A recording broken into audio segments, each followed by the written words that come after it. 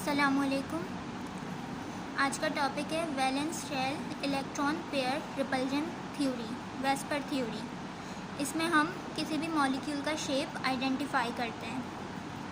इसकी डेफिनेशन है the shape of molecule can be determined by repulsion between electron pairs present in valence shell of central atom. जो भी आपके पास central atom होगा, यानी तादाद में जो कम होगा, जो एक होगा, उसके जो वैलेंस शेल है, लास्ट शेल जो होगा, उसमें जितने भी पेयर्स मौजूद होंगे इलेक्ट्रॉन के, चाहे वो बॉन्ड हो या लोन पेयर हो, उनकी तादाद को देख के हम किसी भी मॉलिक्यूल का शेप आइडेंटिफाई कर सकते हैं।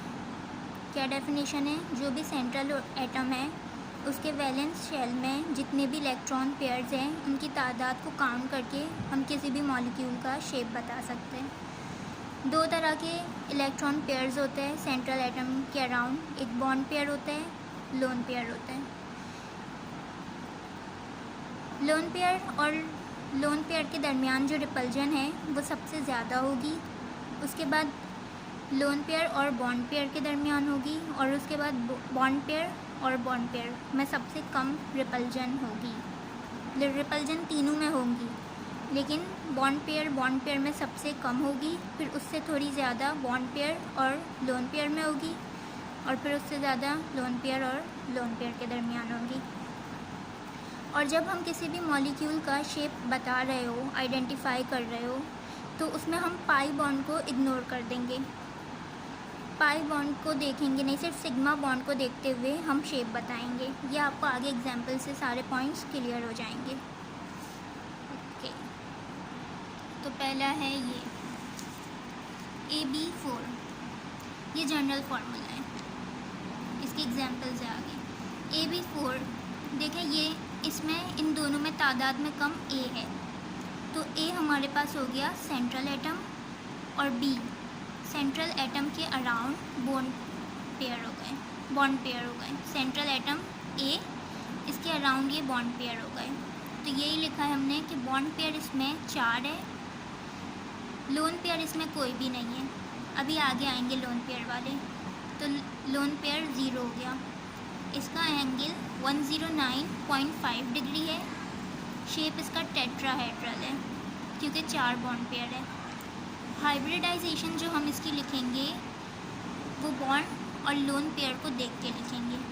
जैसे लोन पेयर तो इसमें नहीं है, तो बॉन्ड पेयर हम देखेंगे। बॉन्ड पेयर कितने हैं? 4। तो एक s ऑर्बिटल आ गया p p p, तो टोटल कितने पेयर्स बन गए? 4। 1 2 3 4, 4 बॉन्ड पेयर हो गए।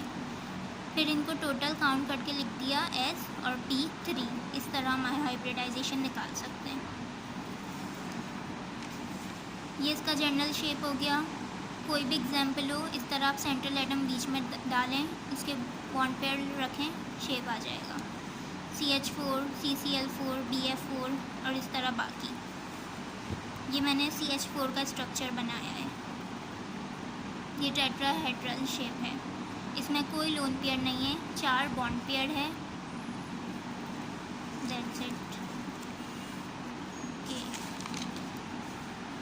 AB3, अब A तादाद में कम है तो A सेंट्रल एटम हो गया, और B इसके अराउंड बॉन्ड पेयर्स हो गए।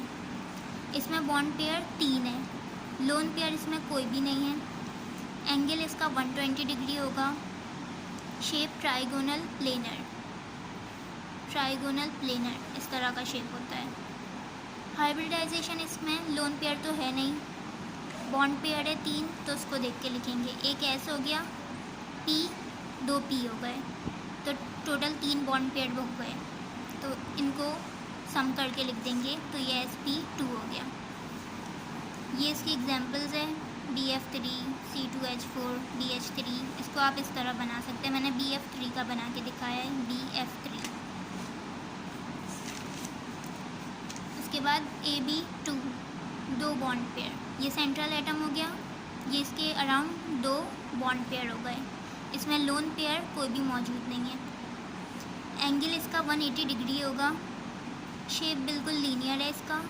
हाइब्रिडाइजेशन 2 बॉन्ड पेयर है, तो 1 और 2 इनको सम करके लिख दिया तो इसकी हाइब्रिडाइजेशन sp आ गई। ये इसकी एग्जांपल्स हो गई, जैसे कि Be सेंट्रल एटम हो गया और Cl इसके अराउंड 2 बॉन्ड पेयर हो गए। ये इसका शेप जो है लीनियर 180 डिग्री का हो गया। अच्छा, इसमें एक जो है कार्बन डाइऑक्साइड देख लें। कार्बन डाइऑक्साइड में क्या है कि 4 बॉन्ड पेयर होते हैं। कार्बन और 2 ऑक्सीजन।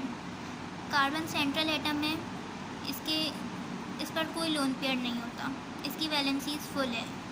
लेकिन हमने पढ़ा था इस पॉइंट में कि पाई बॉन्ड को हम शेप आइडेंटिफाई करते हुए इग्नोर कर देंगे। तो इन 4 बॉन्ड में से 2 तो सिग्मा हो गए, 2 जो है पाई हो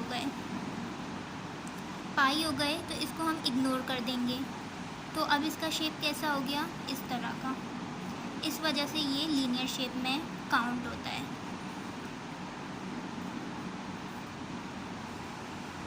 समझ आ रहा है?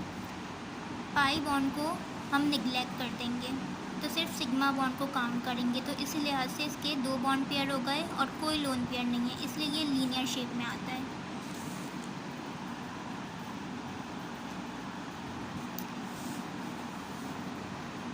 अब है AB3। ये सेंट्रल एटम हो गया, ये अराउंड 3 बॉन्ड पेयर हो गए और ये जो है इसका लोन पेयर हो गया।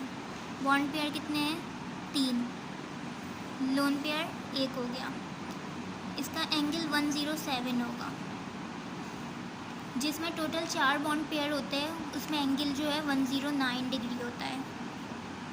लेकिन इस कंडीशन में क्या था कि चारों जो है बॉन्ड पेयर थे। अब यहाँ पे एक जो है लोन पेयर भी है, तो लोन पेयर की वजह से इसमें से 2.5 को माइनस कर देंगे तो 107 आ जाएगा। 2 को माइनस कर देंगे, शेप ट्राइगोनल पिरामिड हो जाएगा। हाइब्रिडाइजेशन हम बॉन्ड पेयर और लोन पेयर को देख के करते हैं। तो इससे पहले हम सिर्फ बॉन्ड पेयर कर रहे थे, अब लोन पेयर की भी काउंट करेंगे। तो टोटल कितने पेयर्स हैं, 3 बॉन्ड हो गए और 1 लोन हो गया।